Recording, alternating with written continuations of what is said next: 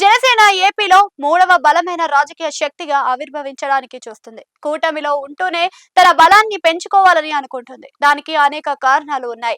AP లోపల బయట ఇటీవల జరిగిన పలు సంఘటనలు జనసేన ఆలోచనను ప్రభావితం చేస్తున్నాయని చెబుతున్నారు.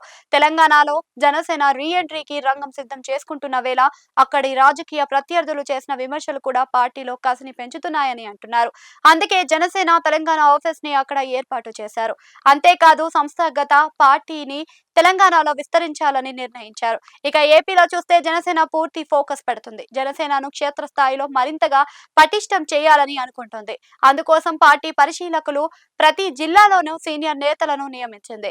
ఇక ఈ జిల్లా పరిశీలకుల కమిటీలో ఆ జిల్లాకు చెందిన కీలక నేతలను సభ్యులను తీసుకుంది. వీరంతా జనసేనలో చురుగ్గా పనిచేస్తున్న నాయకులను గుర్తిస్తారు. అంతేకాదు వారినే త్వరలోని జరగనున్న స్థానిక సంస్థల ఎన్నికల్లో పోటీకి కూడా పచ్చ జెండా ఊపుతారు అని అంటున్నారు. ఇదిలా ఉంటే స్థానిక సంస్థల ఎన్నికలను జనసేన పట్టుదలగా తీసుకుంటుంది. ఎందుకంటే ఇక్కడ గెలిచి మండల అధ్యక్షులుగా, జడ్పీటీసీలుగా, కార్పొరేటర్లుగా, మున్సిపల్ చైర్మన్లుగా గెలిచిన వారు 3 ఏళ్ల పాటు తమ బలం మరింతగా పెంచుకుంటే 2029 ఎన్నికల్లో వారినే ముందు పెట్టి ఎమ్మెల్యే అభ్యర్థులుగా తీసుకోవడానికి కూడా జనసేన ఆలోచిస్తుంది అని అంటున్నారు. ఈ నేపథ్యంలో కూటమితో పొత్తులు ఉంటూనే బలమున్న చోట స్నేహపూర్వకంగా పోటీలకు కూడా జనసేన గ్రీన్ సిగ్నల్ ఇస్తుందని ఊహాగానాలు అయితే సాగుతున్నాయి.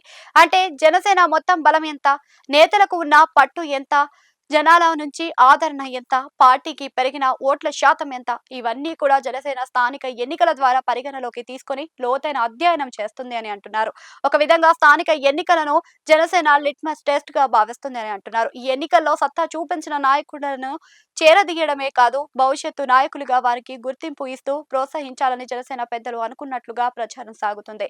పొత్తులలో ఉన్నప్పటికీ 2024 ఎన్నికల్లో జనసేనకు ఏకంగా 14% దాకా ఓట్లు లభించాయని అంచనా ఉంది. దానిని మరింతగా పెంచుకోవాలని జనసేన చూస్తుంది. 2029 ఎన్నికలకు జనసేన ప్రతిష్టాత్మకంగా తీసుకుంటుందని కూడా చెబుతున్నారు. ఈ ఎన్నికల్లో జనసేన తన లక్ష్యాలను నెరవేర్చుకోవడానికి సరైన వేదికను భావిస్తుందని అంటున్నారు.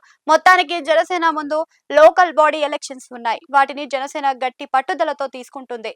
అనూహ్య విజయాలను సాధించడమే కాదు, తమ పట్ల జన అభిప్రాయం ఏమిటి అన్నది కొలమానంగా పెట్టుకొని భవిష్యత్తు కార్యాచరణను సిద్ధపడుతుందని అంటున్నారు.